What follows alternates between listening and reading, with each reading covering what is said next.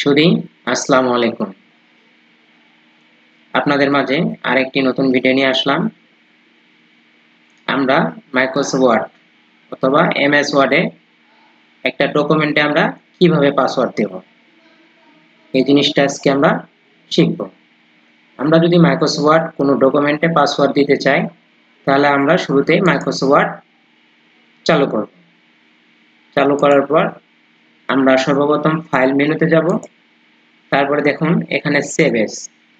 আমরা অন্যান্য পিসিতেও পাবো সেভ এজ। যেখানে সেভ এজ থাকবে আমরা সেভ এজে ক্লিক করব। ক্লিক করার পর আমরা ডকুমেন্টে যাব, এই যে ডকুমেন্ট, এই ডকুমেন্টে ডাবল ক্লিক করব। ডাবল ক্লিক করার পর আমরা এই যে আজাদ খান, এই ডকুমেন্টটা পাসওয়ার্ড দেব। তাহলে আমরা শুরুতেই ডকুমেন্টে ক্লিক করব। ক্লিক করে আমরা টুলসে যাব। টুলসে গিয়ে আমরা জেনারেল অপশন ইউজ করব। জেনারেল অপশনে ক্লিক করব। তারপরে যে দেখেন পাসওয়ার্ড টু ওপেন, আমরা এখন আমাদের ইচ্ছা মতো পাসওয়ার্ড দিতে পারি।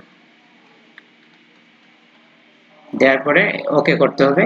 এখানে আরেকটা অপশন হচ্ছে কনফার্ম। আমরা যে পাসওয়ার্ডটা আগে দিছি ঠিক সেই পাসওয়ার্ডটাই আমরা পরবর্তীতে আবার দিব। তারপরে আমরা ওকে করব। তারপরে আমরা সেভ করব। যেহেতু এটা আমার একবার পাসওয়ার্ড দেওয়া, সেভ করে ওকে করব।